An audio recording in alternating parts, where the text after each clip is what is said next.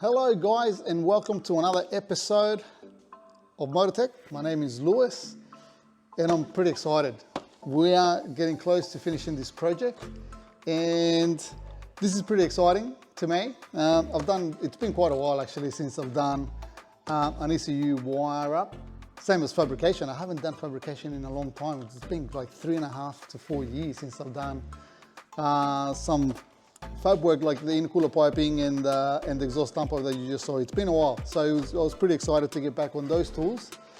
And anyways, now we are doing the wiring. Now I'm doing this a little bit different, and to be honest, I've never done this before in this way. I know I just said that I've done wiring in ECUs before, but I've never done this type.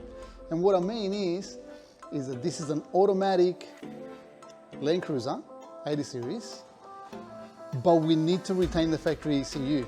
Now we want to have full control of the engine. So we want to have full control of ignition timing, and full control of our fuel delivery.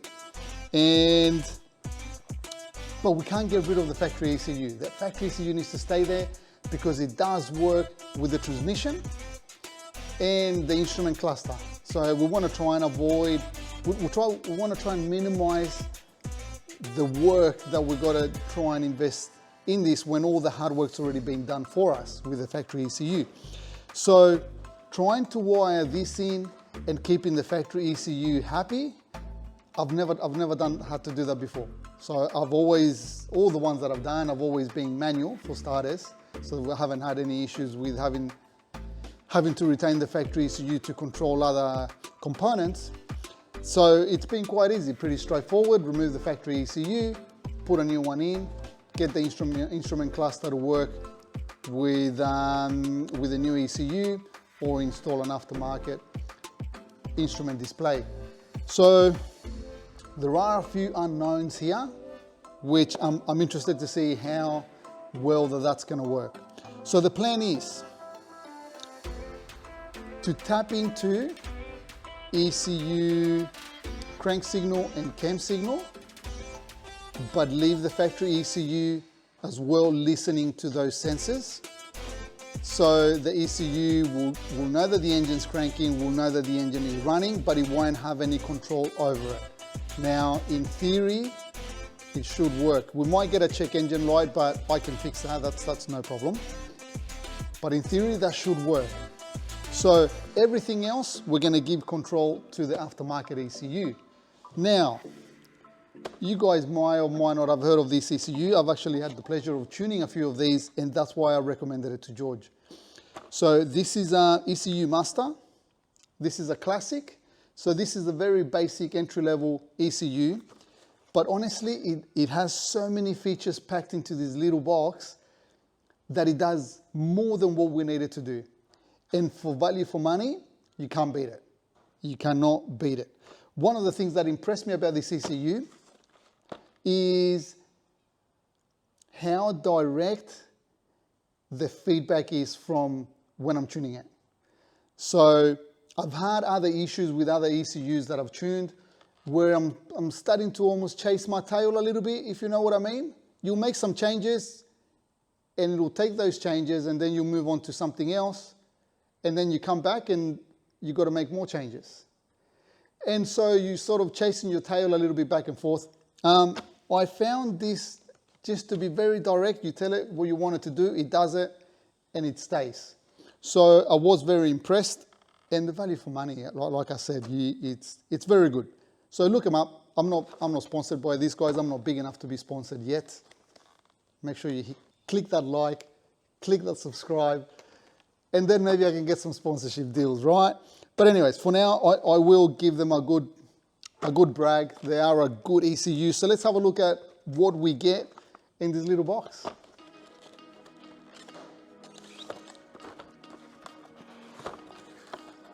All right. So in here, look how cute that is. Look how tiny that is. I mean, you can fit this anywhere. That's another plus. You don't have nothing bulky that you've got to try and make space for under the dash. It's very, very compact. We'll get our two connectors.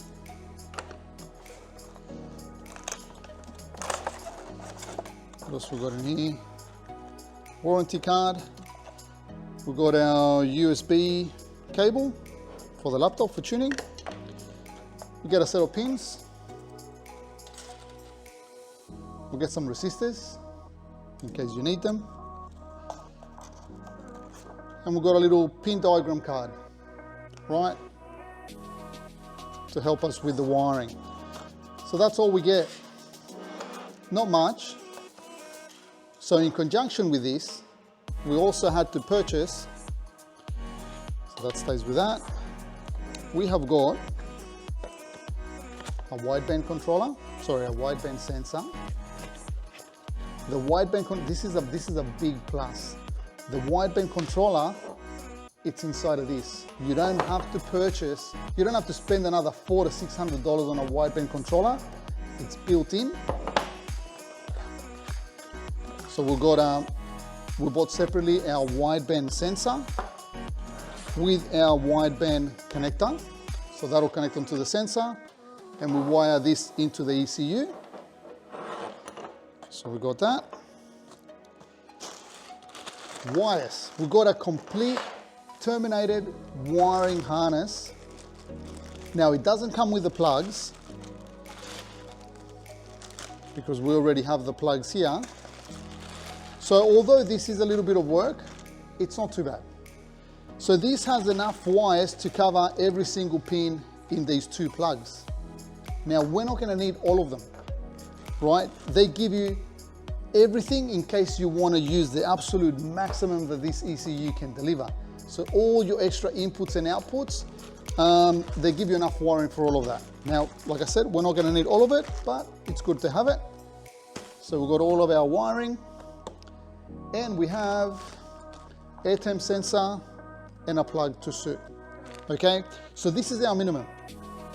The rest that we need, we're going to get from the car. So, you know, we're going to get our TPS, signal. Like I said, we've got our injectors, we've got our ignition coil, coolant temp sensor. So we're going to tap into the factory one and do the calibration. So we use the factory coolant temp sensor. And that's it, that's the minimum that we need. Later in the future, if George wants to get a boost solenoid, we can control boost with the factory ECU as well. We just need a boost solenoid. But that's it, guys. Pretty simple, great ECU, great value, and I'm interested to see the outcome of what we can achieve with this. I'm pretty confident on the capabilities of this. The question mark is whether we can get both ECUs to share some of these important signals coming from the motor and be happy at the same time. So that's it, guys. Welcome to this episode. If you enjoy this type of stuff, make sure you hit that click and subscribe for some new projects coming up soon. It's not going to be all about four-wheel drives. It's not going to be all about BMWs. It could be anything. I don't even know. So, all right, guys, let's get started. All right, guys, so I've removed the factory ECU. It sits comfortably behind the speaker cover here and the glove box. So I've unbolted it, moved it to the side where I've got easy access to the connectors. I've printed out a factory ECU pinout so I can identify the correct wires, and so I know which ones I need to cut, which ones I need to tap into. And we also have plenty of room behind there where we can hide the new ECU, which will sit nicely, nice and close to the factory one. So as you can see, I've marked all of the pins that I'm planning on using, just with a black texter, just so it's easy for me to find. And then all you do is you identify your wire. Each wire is labeled. So for example, this one is, it's going to be hard to focus, but right there it says injector 1. So we find our injector 1, which is the grey connector, pin 7, which is this one right here. And all you do is you pop it in there, give it a wiggle, and pop it in, and that's it. I've done a few there, and I've got a few more to go. Good morning, guys. All right, so I'll give you a quick update on where we're at. There's been a lot of mucking around with the wiring, back and forth. Nothing dramatic. I did have some issues getting it started, and obviously the first thing that crosses your mind is the factory ECU with the aftermarket ECU. They're not working well together. That's the first thing that crosses my mind. So then I spend a lot of time doing my checks and doing my testings and checking voltages and resistances on both, and trying to program the aftermarket ECU on the laptop to check that I'm getting throttle position, that I'm getting coolant temp, and that I'm getting a crank signal, a solid crank signal. And so there was a little bit of back and forth.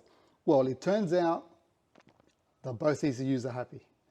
So the factory computer, it's still, well, I don't know if factory computer is happy. It doesn't bother me so much. So that one's happy. But the aftermarket ECU does start the car. So I'll give you a quick look on where we're at, and then I'll explain what is happening and what we've got to do to fix it.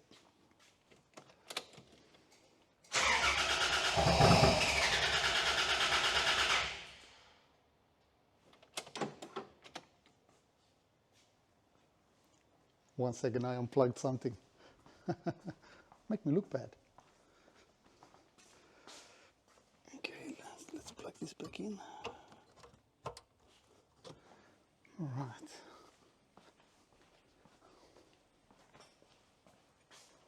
Let's try again.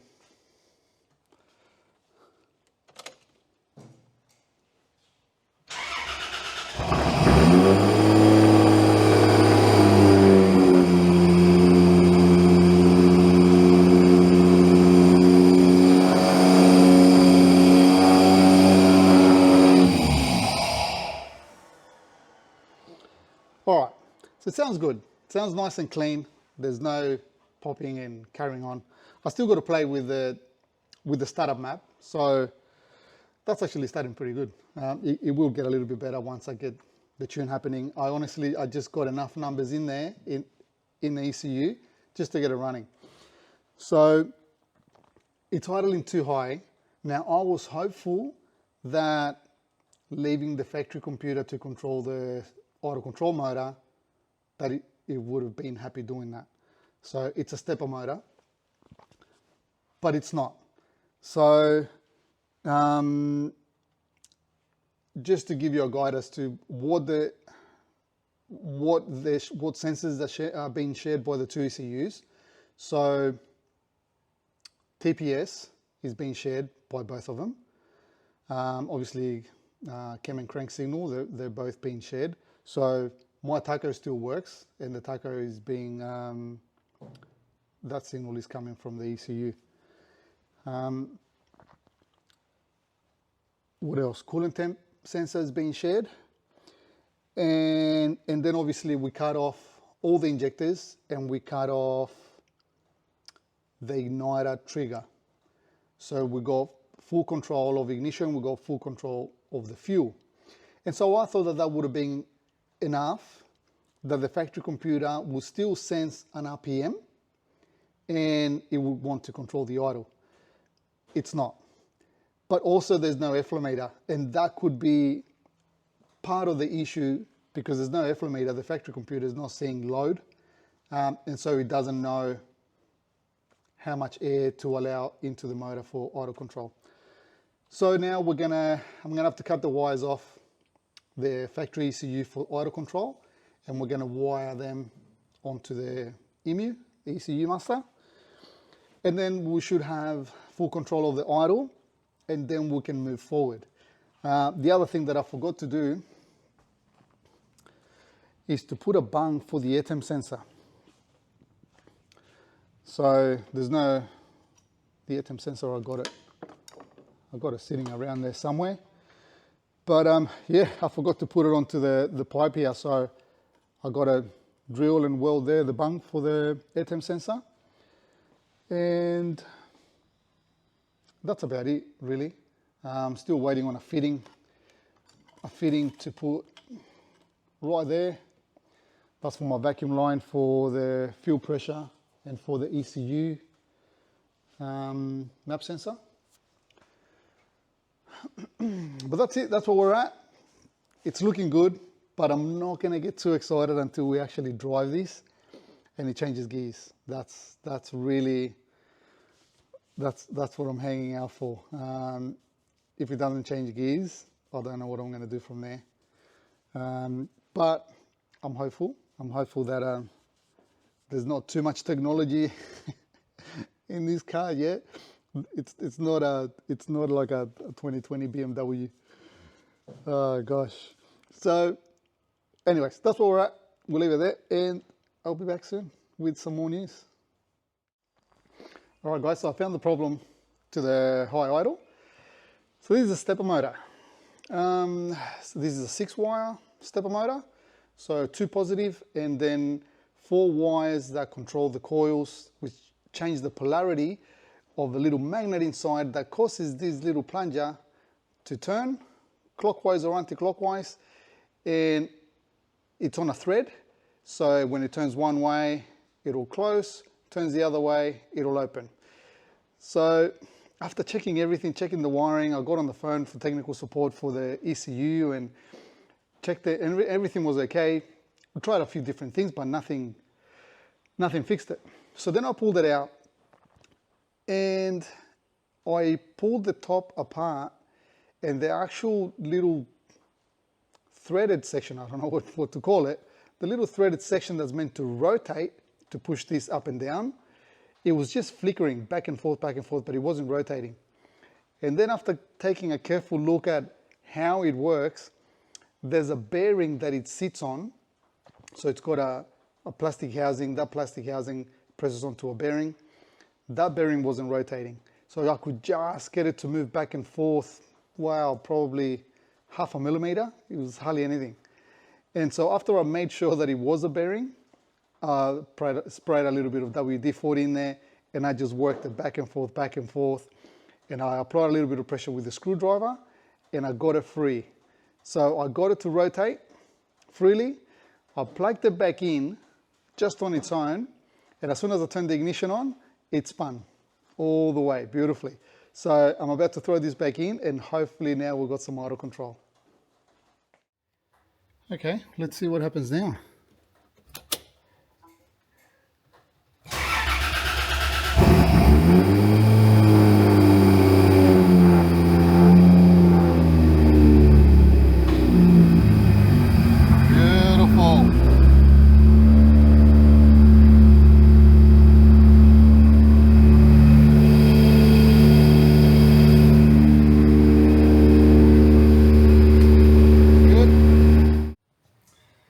Guys, after getting the car running, idling, and had everything sort of going all right, I thought I would check the fuel pump. So we did, as you saw earlier, we did upgrade the fuel pump. But I saw in the workshop manual that these run a resistor. So the ECU, it has 2 circuits, a direct circuit, which gives the pump full power, and then a circuit through a resistor. That minimizes the voltage to the pump, so it reduces fuel pressure. So I first checked the voltage at the pump with the car running, and it was 6 volts. Now that's really low. I'm surprised the pump even spun at that lower voltage, but it was running. So we can't tune with that. It's not going to work. We need constant, reliable voltage at the pump. We don't want any variable voltage. So I bypassed the resistor, and then that went up to 10 point something volts. Can't remember exactly. That's still not enough. That's with the car running. So battery voltage with the car running was 13.3, around there, 13.3 with the alternator charging. So 10 point something volts still was no good. Then I cut the circuit that triggers it to go through the resistor circuit. and that gave me an extra volt. So we got to 11.2 volts. So aside from that, I can't do nothing else but to rewire the whole circuit. So we've got a relay. I can't use the factory relay because the factory relay has the two circuits where it goes through a resistor and it goes direct. But that relay gets powered from another relay that gets powered from another relay. And so I have a feeling that because we're still sitting at 11.2 or so, we're still dropping 2 volts. I have a feeling that it's because it's going through all those other relays and the circuit is really long. I think that's where we're losing our voltage. So we're going to rewire it. We're going to go direct with a relay, get the ECU master to turn it on. So at this stage, I was still letting the factory computer have control of that, but no more. So yeah, so we're going to wire it up and then we'll check our voltage again and check that we are getting our battery voltage while running, so being charged at the pump. Alright guys, hopefully you can hear me.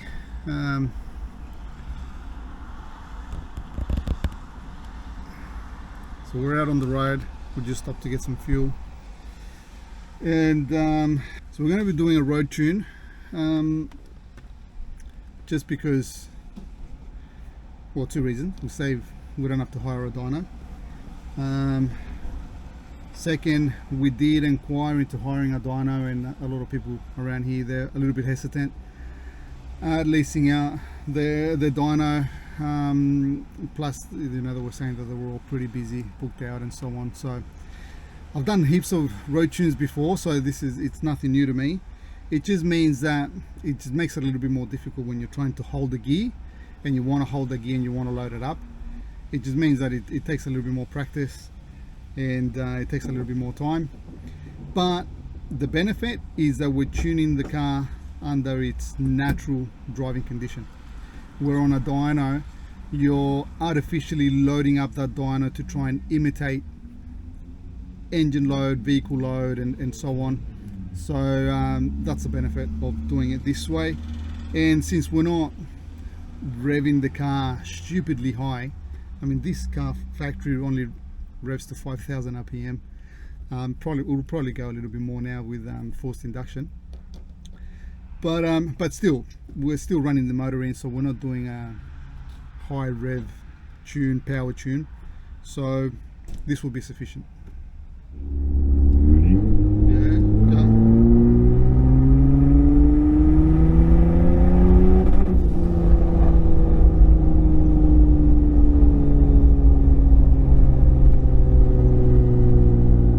Did that cut on its own? Yeah, got the back off. Hello guys. Alright, it's morning, the day before the cyclone arrives here in Brisbane.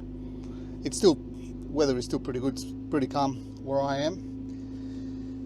But anyways, last night I was here till late struggling with a problem. Now, struggle, it is in every sense of the word. I spent about 4 hours chasing this problem that when the car's idling and you select the gear, now this is automatic. You select the gear, it stalls. Maybe 60-70% of the time.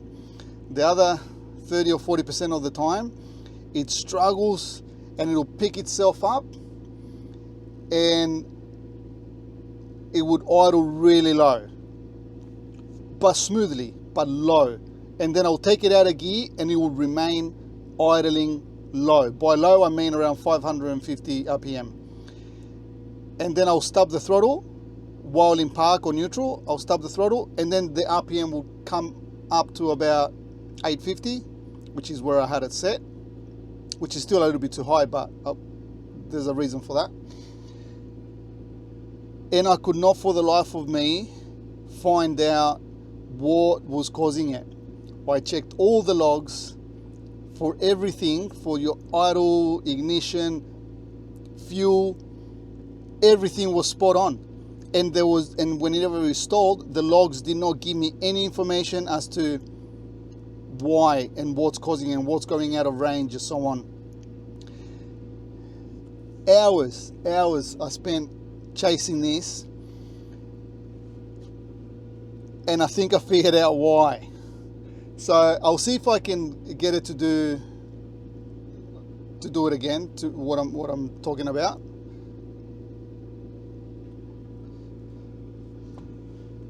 So it's idling really high at the moment. Oh yeah, I know why. I'll bring that down.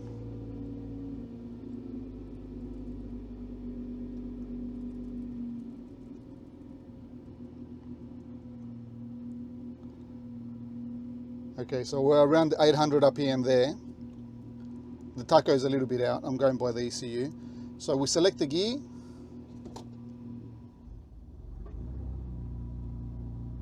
See how it dipped really low and then it picked itself up. Now it's idling at 600, which is not bad. If I take it out of gear, okay, it's picking itself up again. Could be because the coolant temp is a little bit low. Let's try again.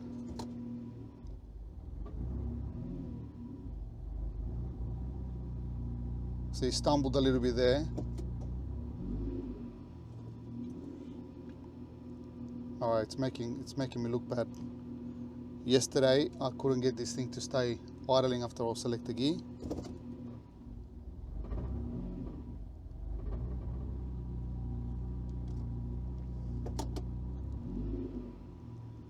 So that's out of gear.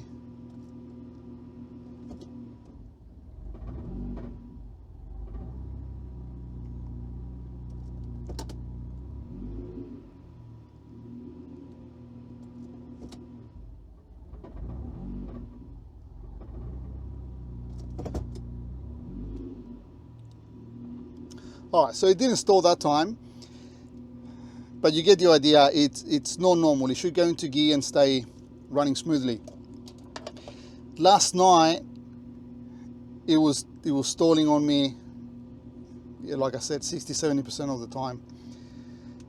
And what sort of made me think that there was something going on in the background is that sometimes when it was staying idling really low, there was no reason for it. All my idle control settings were higher when it was idling low, and they were lower when it was idling high. Now, my polarity wasn't, it's correct. So I did check my polarity for the idle control motor. I did that way back into the setting up of the software, and that's all fine. So that can happen when you have your polarities wrong, but that's right. And so there was no reason. And then right at the end when I gave up, I had nothing else, right? On my last startup, it stayed idling really low, so I put it in park and it was idling like a 550. And I'm like, just out of curiosity, I'll check what's the ignition timing doing. So I hooked up my timing light on, and it was sitting about, just to throw a number out there, 30 to 35 degrees retarded. The engine, that's what it was idling, so I'm surprised it was even running. It was running that retarded. Now, there is no such thing on my tuning table for the ignition timing to have to go that far back. So that left me with a little bit of hope, because as you'll see now,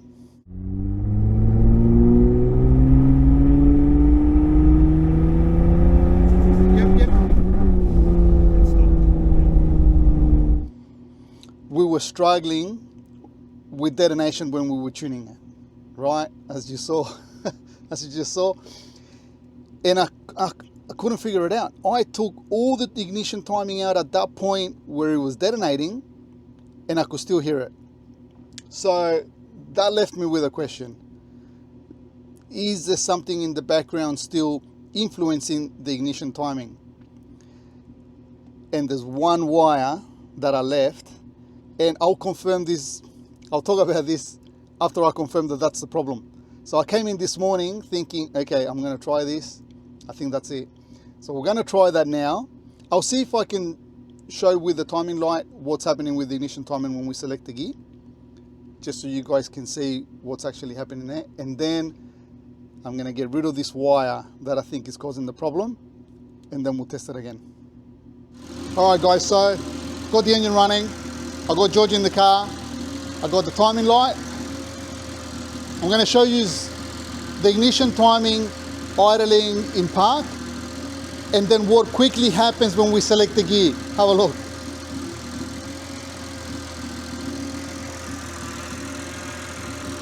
All right, select the gear.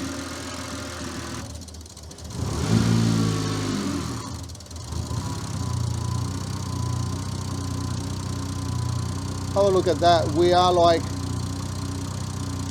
around 30 degrees retarded.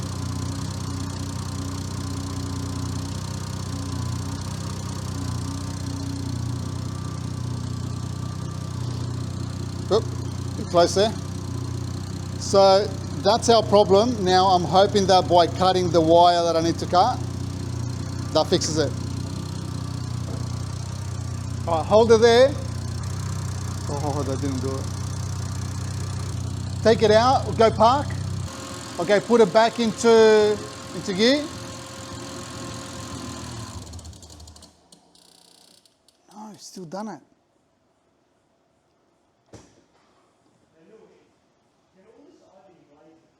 No. Okay, that didn't work. I'm gonna have to inspect further. Okay guys, so we finally got to the bottom of it. Finally.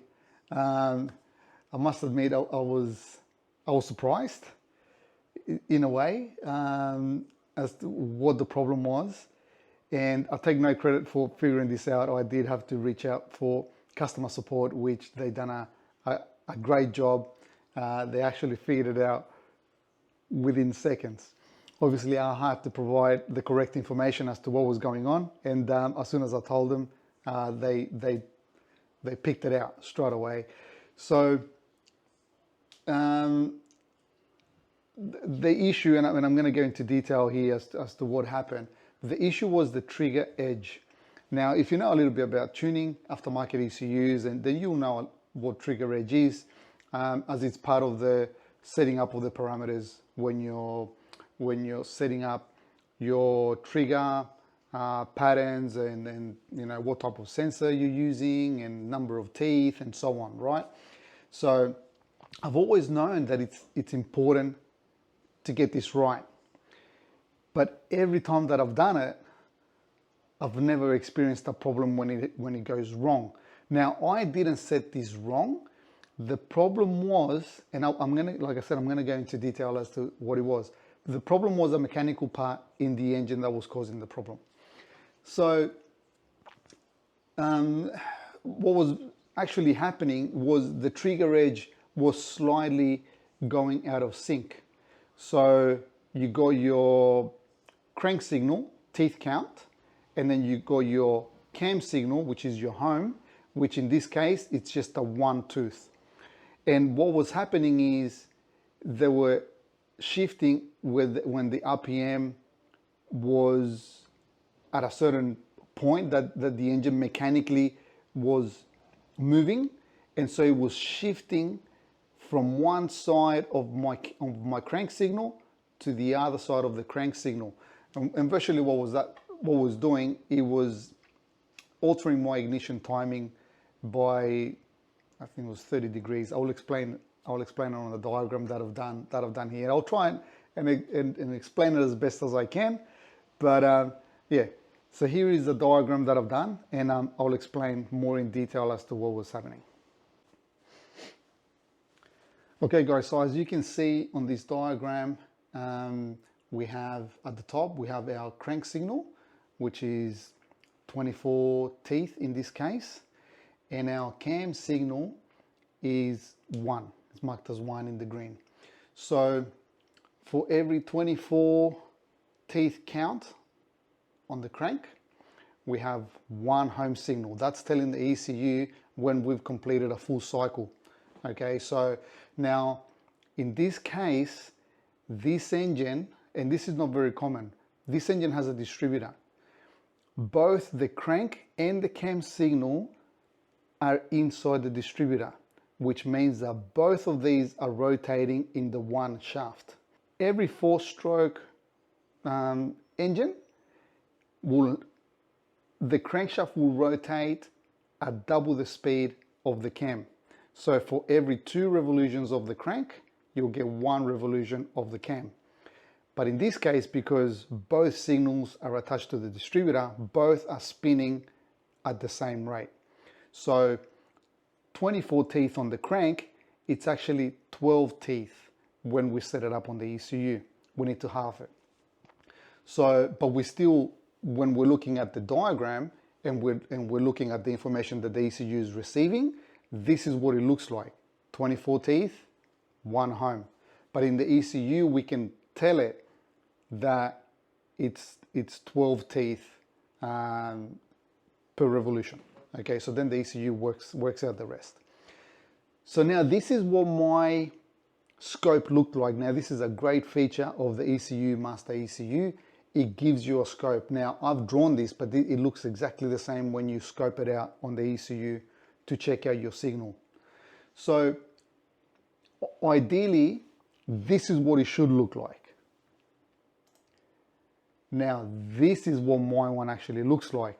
So if you notice right here, you can see that my home signal, which is the green, marked as green, is slightly to the left of one of the signals on the crank. Okay, now at first, when I was setting it up and I scoped it out, I either had the option of being close to one side of the crank or being close on the other side. So it didn't give me an option or to have it exactly in the middle of 2. Okay, so it was either close to one edge or close to the other edge. And what was happening is that at certain RPM, now for some, this is where I didn't understand, because both of them are on the same shaft. So I don't know how that signal was jumping. I would understand that if you have your crank signal from your crank angle sensor at the crank, and then you got a cam angle sensor, and then you might have stretch in the belt or stretch in the chain, and that can vary. And so that's where this is actually very possible, because you will have some slack in the chain, and it does move, But in this case, they're both attached to the same shaft, so I don't understand why this was happening, but it happened. So as we can see here, and I'll try and demonstrate it, what was actually happening is the signal was doing this as the engine was revving. So this was happening at idle, and it was also happening when we were driving it, as you saw, when it was detonating. So this was the problem. Now, the amount of degrees that it was shifting. Okay, so we have 24 teeth at the crank. So we need to halve our crank, which would make it 12 teeth. Okay, so we've got 1 revolution. The ECU is counting 12 teeth. If we divide 360 degrees by 12, we get 30. So each space in these lines represents 30 degrees of crank rotation. So as you can imagine, our home signal represents when the ECU sees, okay, we've completed a revolution, and it calculates its ignition timing. So as you can imagine, if we shift our home signal from one side of our crank to the other, we've effectively told the ECU fire 30 degrees later or fire 30 degrees earlier. Now we're lucky that in this case, when we saw the problem at idle, it was retarding. Okay, it would have been a lot worse if it was advancing. Now, why was it detonating if we're retarding 30 degrees, right? An engine normally won't detonate if that is happening. But if we understand a little bit more about detonation, detonation is usually when we got two ignitions happening inside the cylinder at different times, and those two flames, the ignitions colliding, okay? So what I'm thinking was happening is we got our normal ignition trigger, so the engine fires, but then in the split second, it shifts, and then the ECU would want to fire again. So we have our normal ignition timing, which was at that time, it was roughly around 8 degrees. Very conservative when I do my tune. Once I've tuned my fuel mixture, then I tune my ignition timing. So at this stage, we were still tuning fuel, so my ignition timing was very conservative. But we're looking at roughly 8 degrees of ignition timing. It would fire, then all of a sudden, we got another ignition happening 30 degrees later, and those two flames coming together, and I think that's the noise that I was hearing with the detonation. So that's what was happening there. But yeah, overall, this was causing the problem. Really, the only solution that we had was to change our trigger edge on the cam home signal. Now that meant putting our signal from close to one edge to the other side, close to the other edge. No, sorry. Close to one edge to close to the other edge here.